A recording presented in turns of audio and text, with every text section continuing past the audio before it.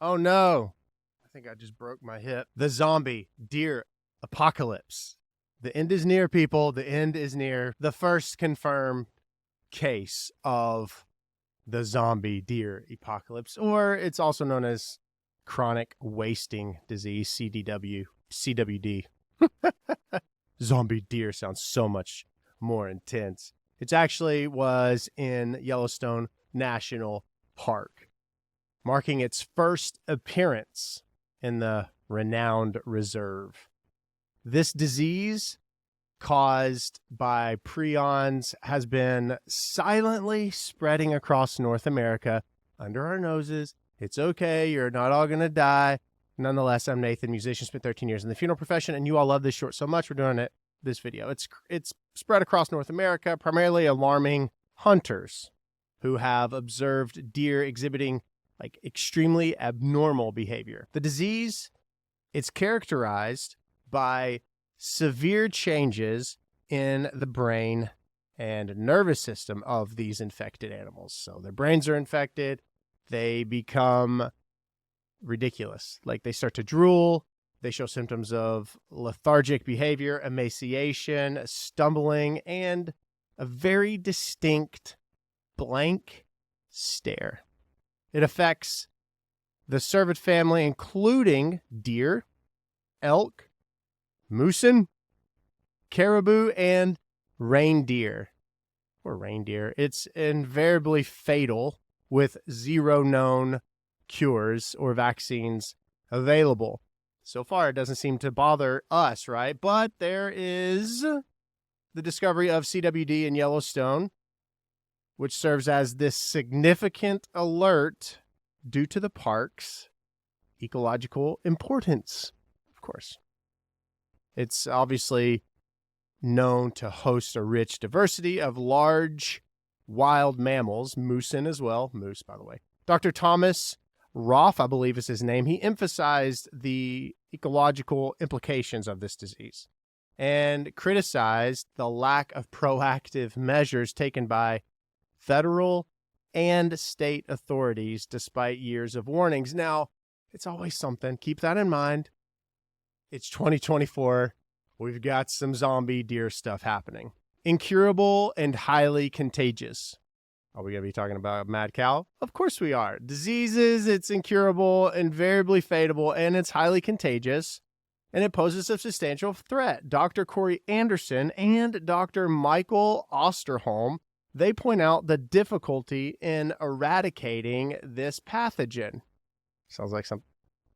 Which can persist in environments for years and resist various forms of disinfection. I feel like we're living 2020, 2021, 2022 all over again. Perhaps I'm wrong, but it is an election year. Keep that in mind. That's all I'll say. This isn't a political channel. I'm just a musician, right? Anyway, there's a growing concern that CWD could cross the species barrier. Now, this is where it could get dangerous, potentially affecting livestock, other mammals, birds, and humans. This is where it's dangerous. This worry is amplified. It's amplified by the precedent set by the outbreak of mad cow disease. If you remember mad cow, it was bad, especially in the UK, underscoring the unpredictable and catastrophic potential of such spillover events. It was really bad. Mad cow disease, actually, there were all these mass graves that were created, and that's actually how they found a lot of ruins, which we'll get to that in another video, perhaps. Human consumption. Here we go. Hunting season, it's underway. There's an alarming estimate that thousands, up to 15,000 of CWD-infected animals have been and will be consumed by humans annually, posing unknown health risks. This is particularly concerning in areas like Wisconsin, where testing of game meat is voluntary. Why? Why would you just say, it's fine. I don't know if paint chips will hurt me, but I'm going to eat them because they're delicious, Play-Doh. The U.S. Geological Survey reports that CWD is now present in 32 states and 3 Canadian provinces. That's exciting. Wyoming which is the least populated state in the country based on its size, serving as a reference point, has conducted extensive testing, indicating rising infection rates among deer, elk, and moose.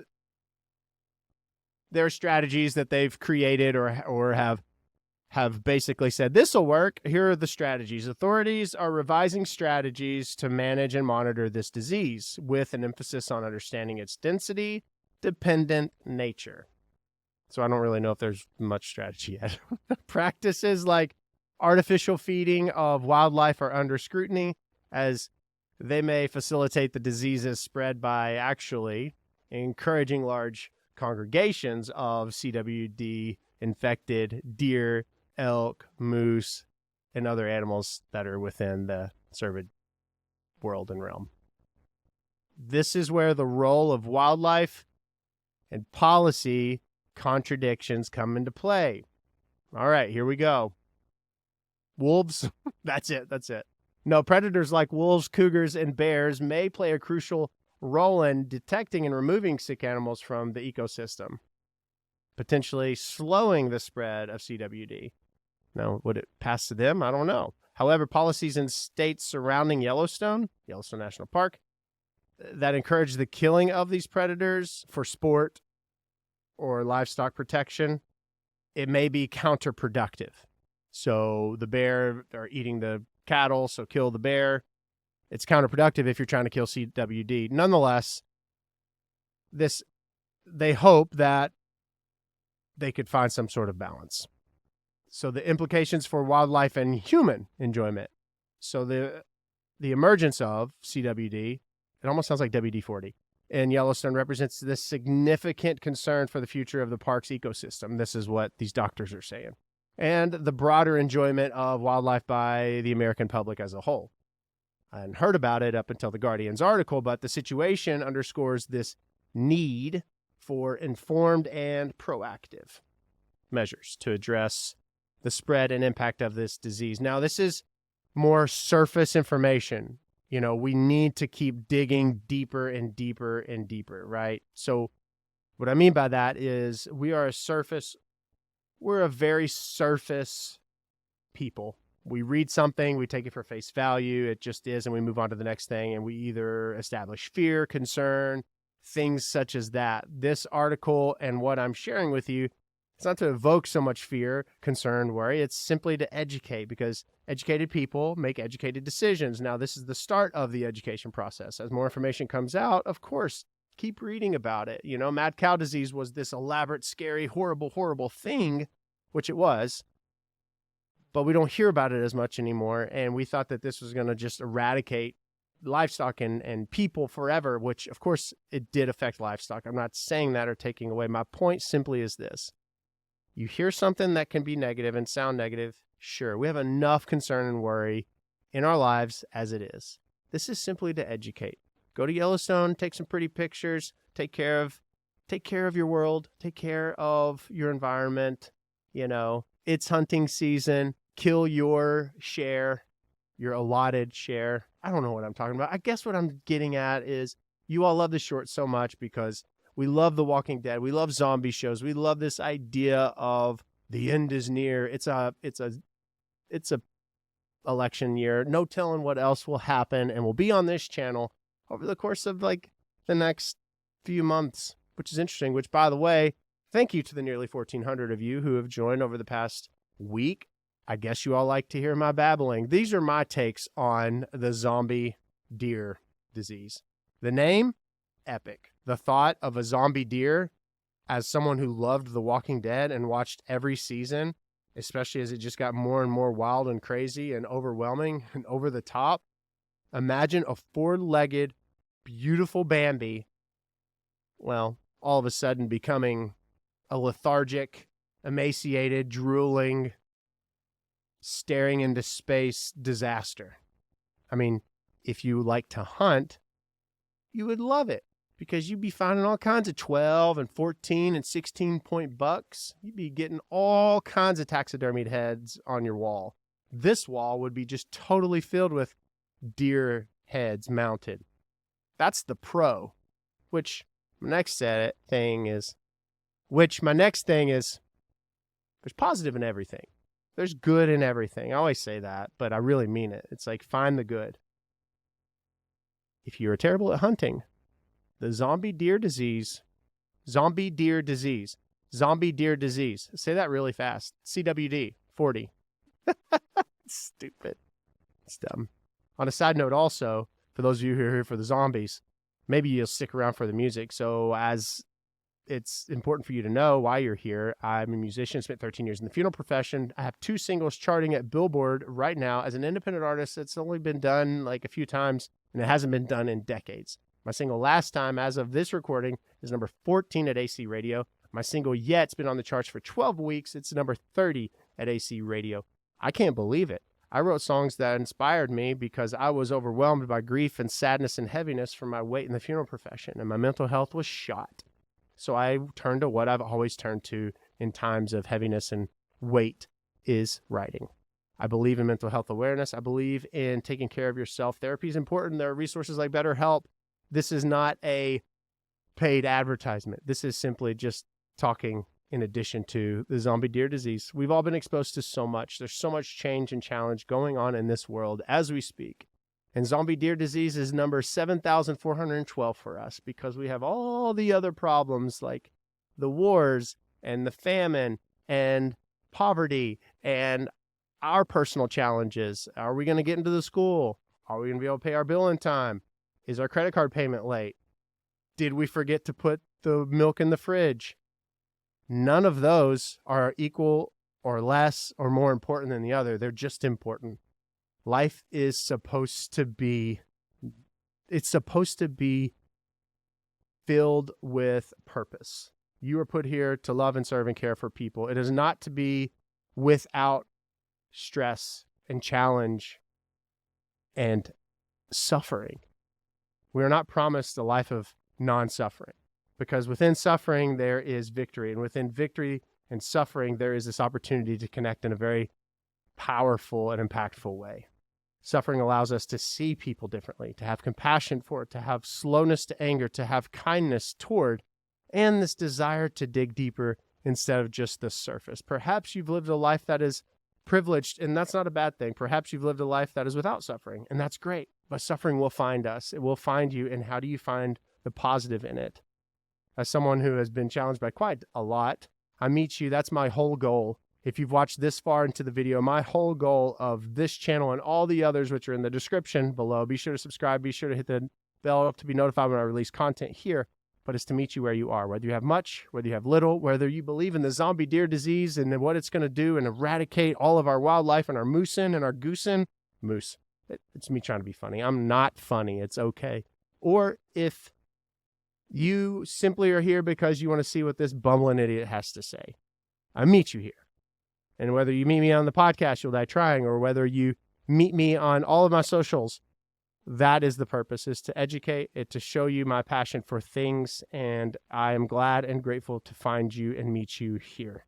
So if you stumbled upon me because of the short and the zombie deer disease, and you're sticking around for the music and the funerals, I tip my hat to you. Thank you for streaming the music. You can find it wherever it is you stream your music.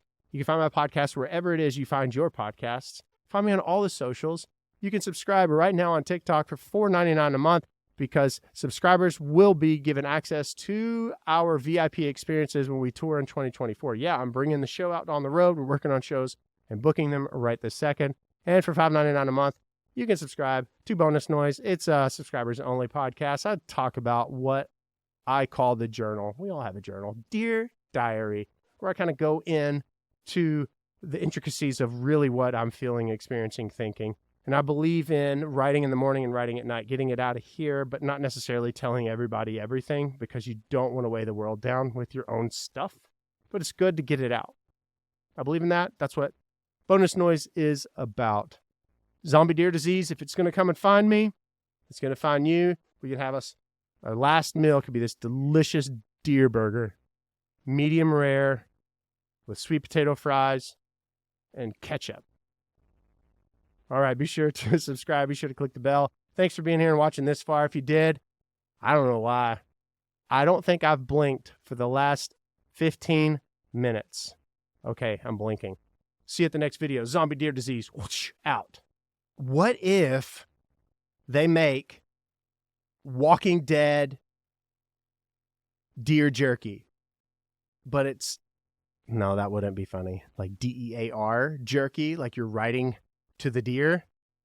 Wow, that's amazing. And all it would be, the show would be a bunch of deer getting together as they're slowly but surely infected. And those that aren't, they're creating fortified buildings and structures with their hooves and their antlers, and they're fighting, and there's a lot of symbolism to that's one of them. It's loosely surrounding like Norman Reedus, and so they ride a motorcycle. It's like, wow. Talk about, I mean, you stick around, guys, you might get the keys to the kingdom. I know I am a creative. I have creative juices just to flowing. So stupid. Oh, Lord. Don't be surface. Dig deep. Find the solution. Find more information. Educate yourselves. Don't be lazy. Don't. And do not judge. Do not be quick to judge. Do not be quick to anger. Be slow to anger. Have perspective. Offer perspective. That is essentially the opposite of perception. Perception is key. No, it's not. Perspective is key. Perspective is offering grace in times of tribulation and lacking in this quick desire to judge. You know, the he without sin cast the first stone. Why am I on this whenever I'm talking deer zombie disease? I don't know. But I do know that that's what this life is about, is being kind to. And lastly, I've never been to Yellowstone. I want to go to Yellowstone. I want to see the geysers. I want to go and see all the beauty that is Yellowstone National Park. And I think it should be my life's bucket list in this moment, on this video, right here, zombiedeerdisease.com. I want to say that I want to go visit all the national parks and forests in the country. There's Hoosier National Forest in Indiana, just not too far from here. I drive through it all the time. I should start there, and we'll go from there. Okay, this video is done. Be sure to subscribe right here. Click the bell to be notified when I release content exclusive here on YouTube. Follow me on all the socials right down in the description. And I am grateful to meet you here. Thanks for streaming. Thanks for being here. And we'll see you at the next video. Subscribe as you are.